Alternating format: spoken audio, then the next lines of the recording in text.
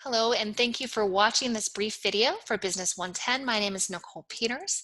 I just want to go ahead and take a few minutes and introduce you to the course and go through some expectations so that you know what we will be going over the next 16 weeks. So this is a mandatory video. There is a brief 10-question true-false quiz that follows this video. As long as you watch the video in its entirety and pay attention, I promise you, you will do just fine. In the Getting Started section, I've created a step-by-step checklist in order for you to be successful. And I encourage you to go through all of those steps, even if you've taken a class before, an online class before. As I assure you, every professor sets the course up just a little bit differently, and everyone has different expectations.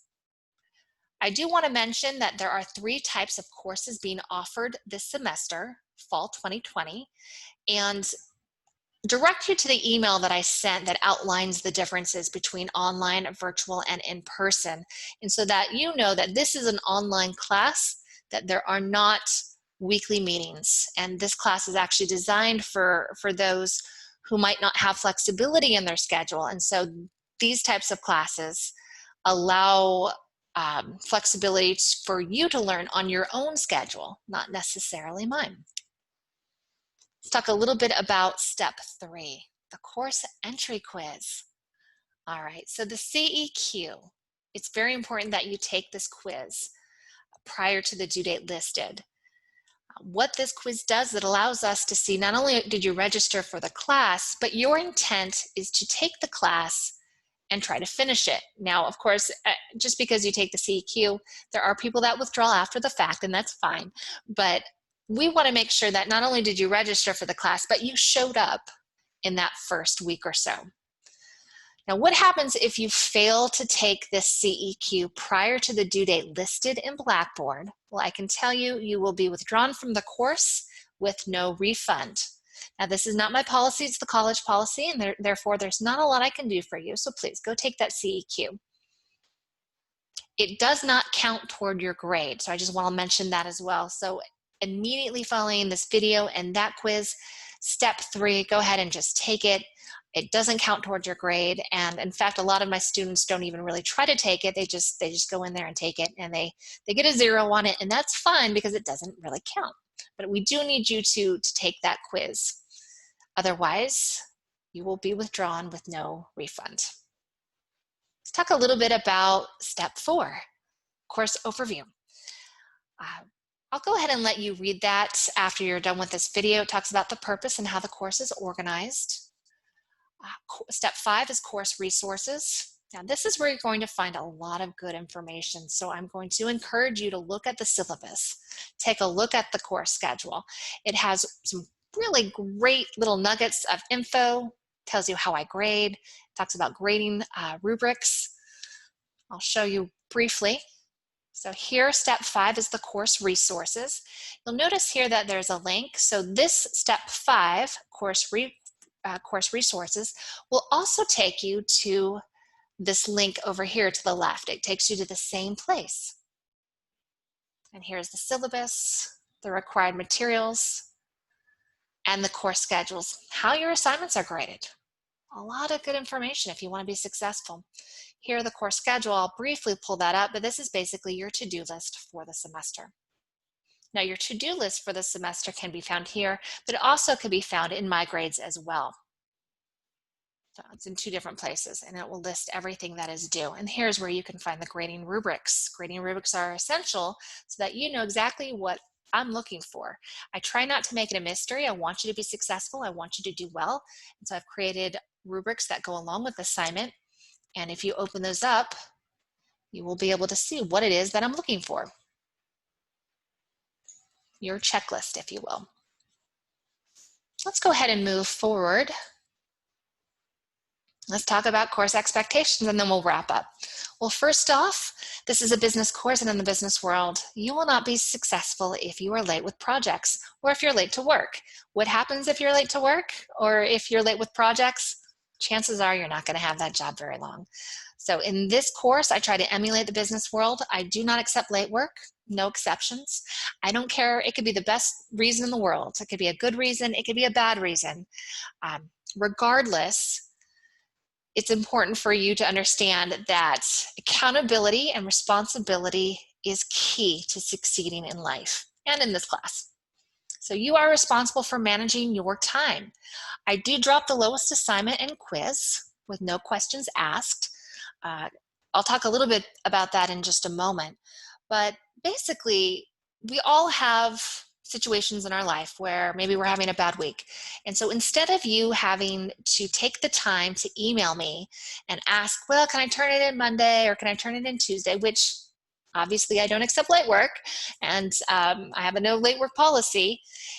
It prevents you from having to provide the burden of proof. You know, this isn't high school, this isn't elementary school. I don't want to see your doctor's notes or your excuses.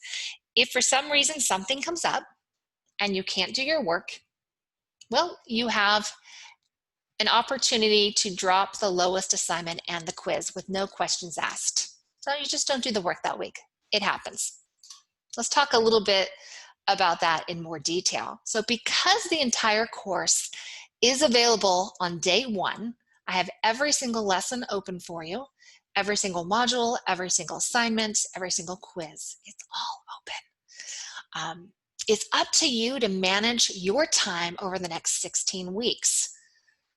Right? Waiting until the day the assignment is due is a terrible idea, but I promise you 90% of my students do that. All of my assignments are due Sunday night, and I assure you 90, maybe even 95% of my students will wait until Sunday night to turn their work in or to do their work or to start their work. And I assure you, if your life is anything like me, that's when stuff happens.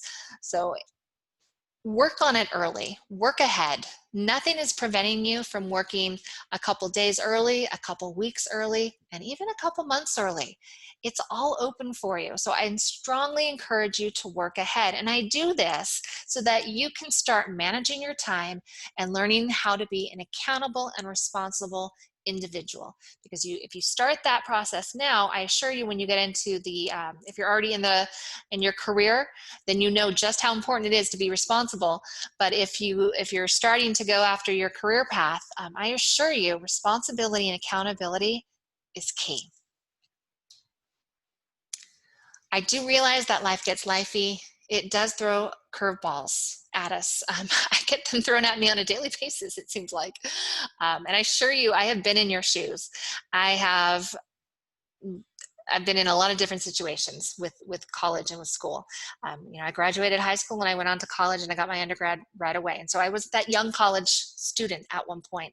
Then I went out to the workforce and then I got married and then I had a kid and then I had a daughter. And then I went back to school for graduate school. And so I had to work, I had to parent, I had to go to school. At some point, I was juggling all the different things. So I understand what it's like and how hard it is. Listen, college is hard. It's hard for a reason.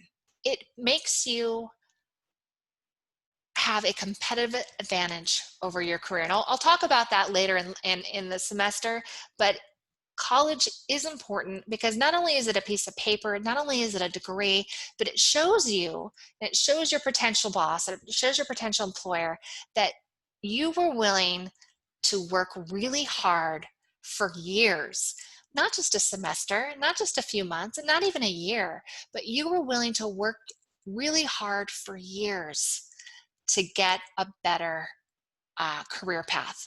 And that tells your employer something right there. So I'll drop that whole lecture and we'll move on. I do drop the lowest assignment and 2 quizzes. So you do get a free pass. Don't use that free pass too early because I assure you, you only get 1. All right, let's talk about attendance and then we'll wrap up. So the college has a college-wide attendance policy. It states that you have to be present 90% of the time. That's not my policy, that's the college's. On an online course, attendance is taken by submitting assignments. So you will always have something due weekly. It's how we take attendance online.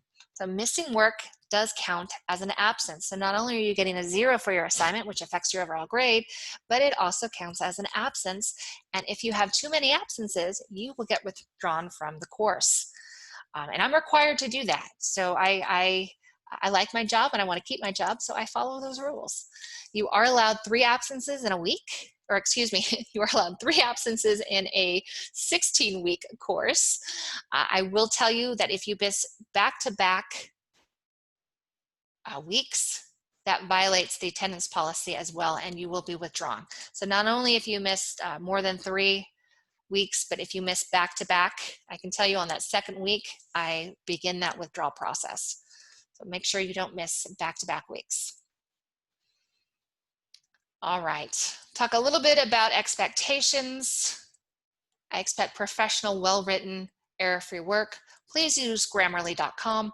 I use it myself. I think it's a great resource. It'll help you with your writing. You must show critical thinking, and you can go through all of this information, which is also found in Blackboard as well. Talk a little bit about the required formats. I only accept your assignments on Word or PDF, some sort of document. Again, this is college. I don't want you using the text box or the comment box when you submit your work. So when you go to submit your work, you will see that there's a text box or comment box. Yeah, this isn't the internet. We're not blogging. We're not on Twitter or Instagram. I don't want little comments. Upload